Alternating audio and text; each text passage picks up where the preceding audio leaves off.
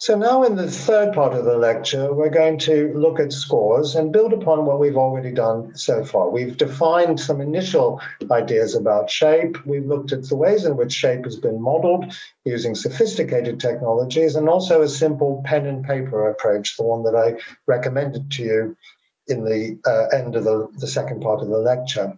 In this particular case, we're going to start with some scores and think hard about the questions I asked with respect to the violinist Elsie. How was it that Elsie knew what shape to give a note, what shape to give each individual phrase? These are very difficult questions and important questions which we need to give some time to. I've already mentioned to you the important point about shape being something that can be inferred from musical notation, that there's a potential within a score that then can be realized in whatever way a performer likes, whatever way a performer thinks appropriate.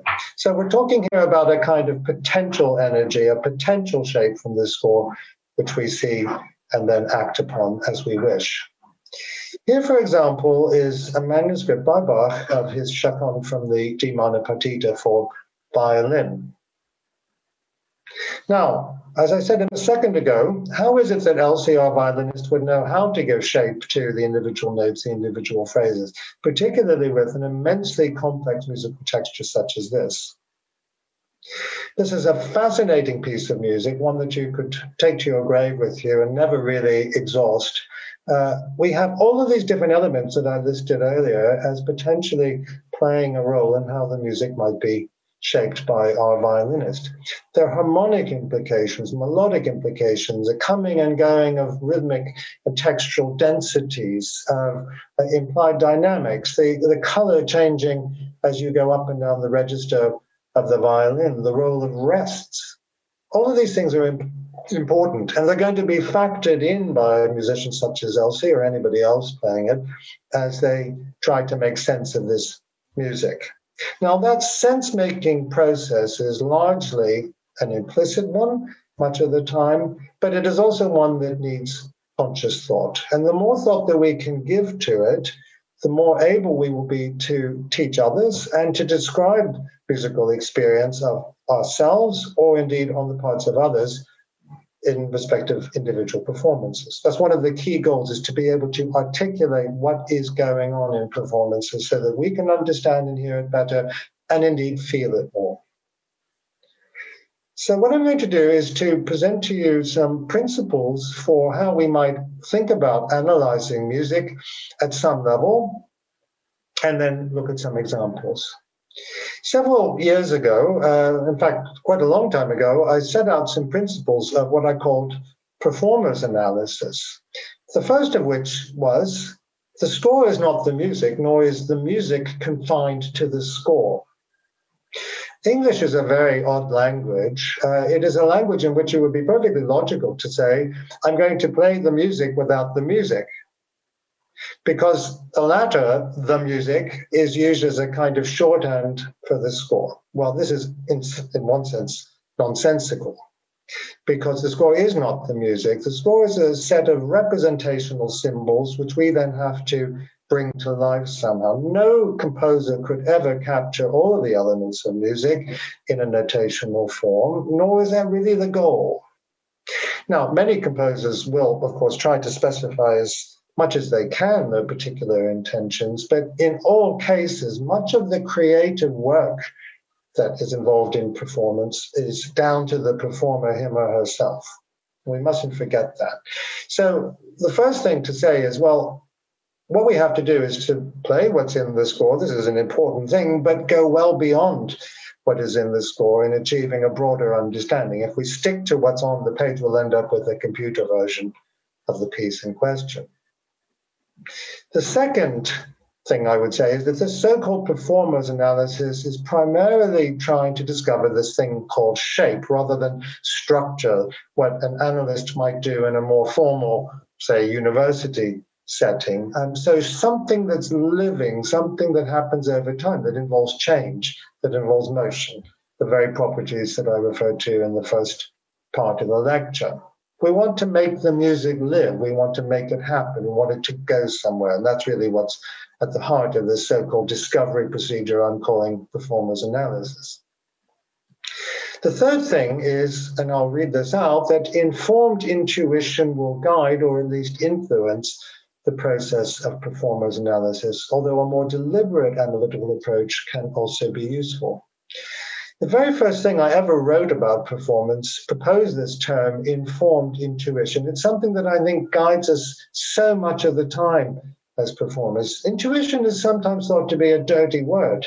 Don't just rely on your intuitions. Well, that's good advice, but bear in mind that an experienced performer's intuitions will be based upon years and years of information, thought, consideration, decision, and so forth. So the coupling of intuition with an informed background to it, I think, is a critical part of why we decide what we decide in performance, even though sometimes we want to go further. Sometimes we need to go further because we don't understand something or because intuitions aren't enough. Intuitions often are not enough, but we can rely upon them at least much of the time.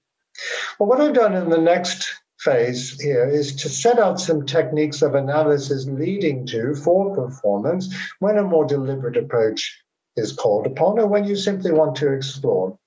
Again, in the same article, I set out these different techniques. I'm going to show you some examples. They involve preparing formal or tonal or harmonic plans. This is something that you can do simply for yourself, or if you want to show to somebody, that's fine.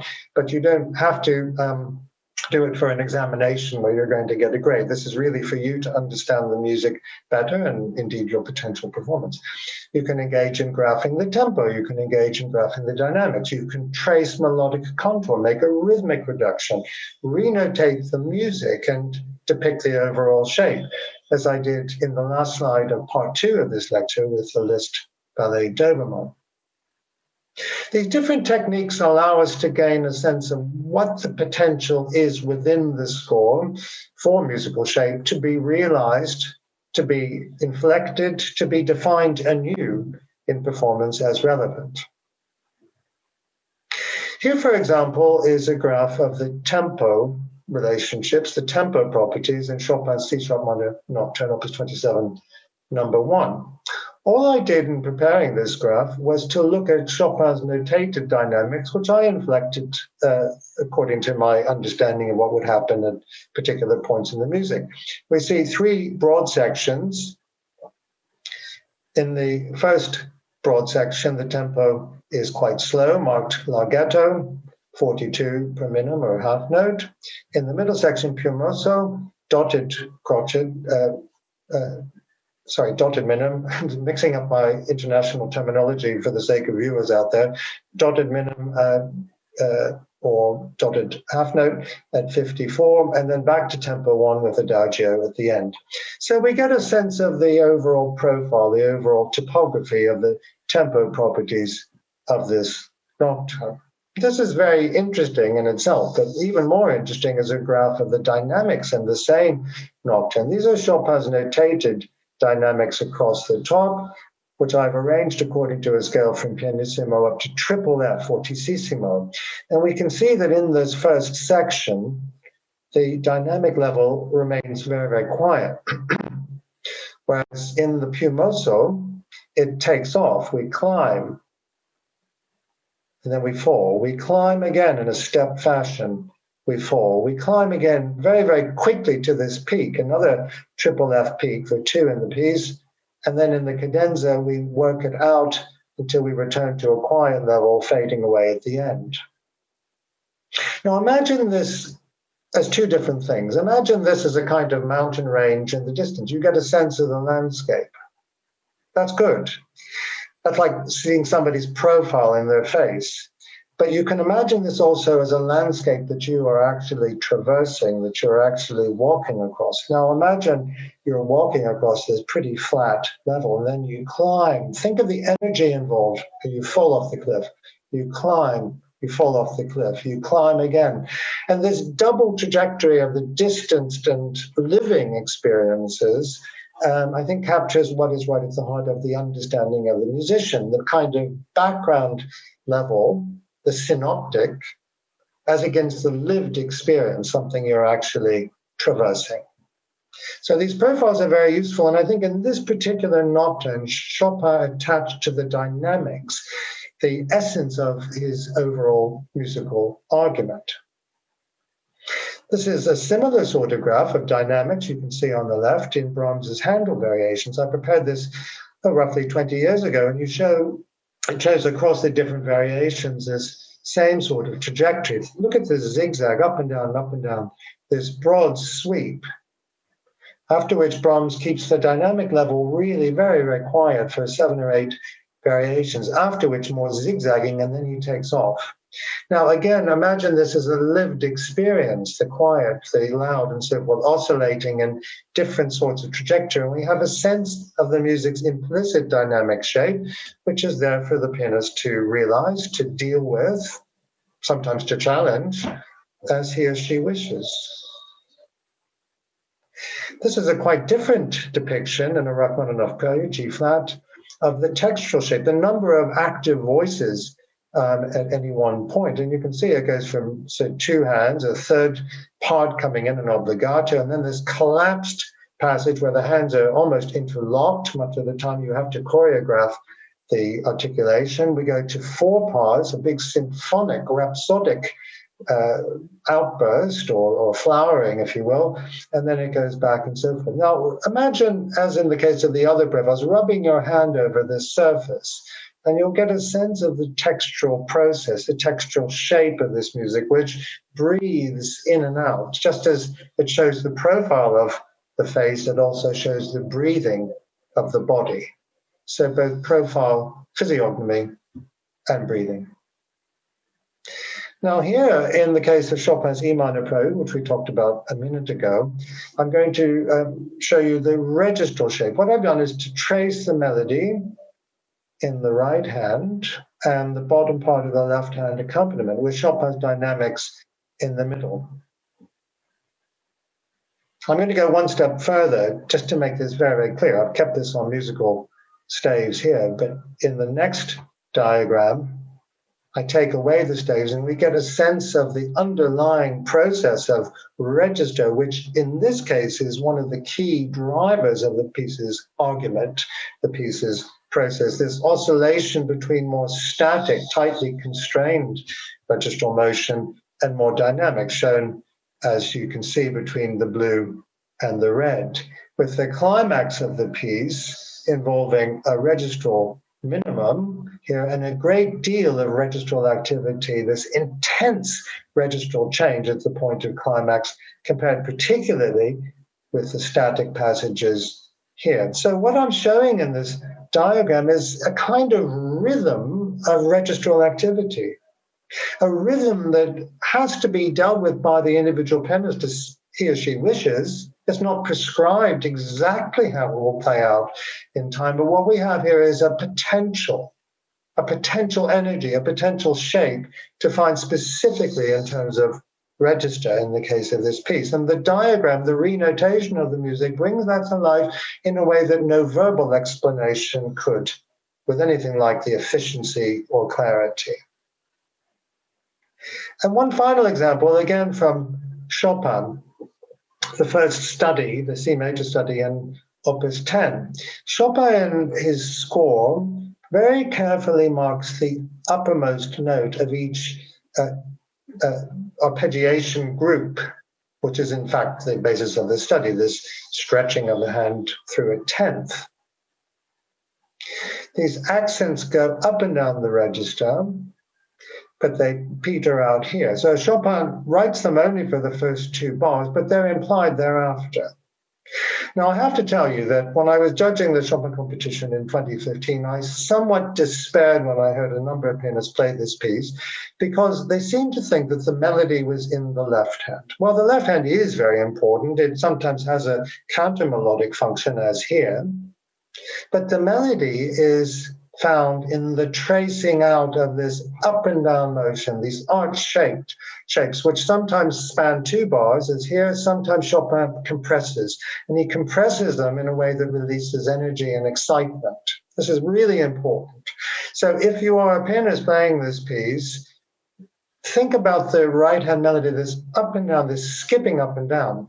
If we were simply to represent the accented notes, as I've done in this diagram, we see that the melody traces a turning figure, dum bum bum bum, dum bum bum bum, bum bum bum bum bum, 3 times in a row over 24 bars, 8 bars each.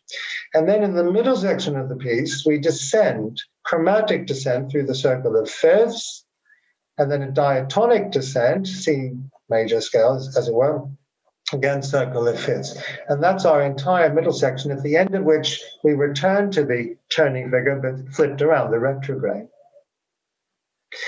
The music from the beginning comes back here in bar 49, and we have our turning figure, now extended, and then in the closing bars of the piece, another descent, which of course echoes the one from the middle section.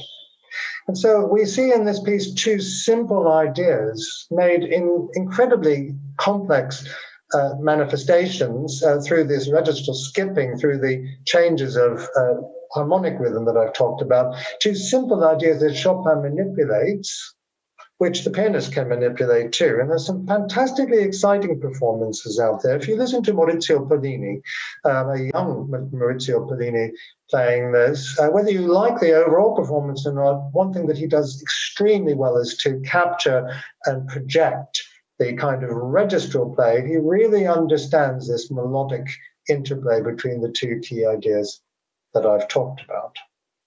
And so here we have melodic and motivic shape as one of the key drivers of this particular work's musical arguments. And so these various profiles, in summary, allow us to capture the potential within the score that we then can play with, as we perform the piece. No 2 performances are ever the same, by an individual musician or by groups of musicians. And it's because we have the capacity to bring our individual artistic personalities into play that is the case.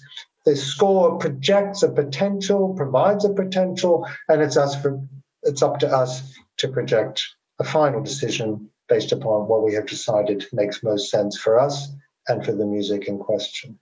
We'll look at this again in the last part of the lecture, but now as spectators and as adjudicators, thinking about shape in the case of another person's performance and reacting to it.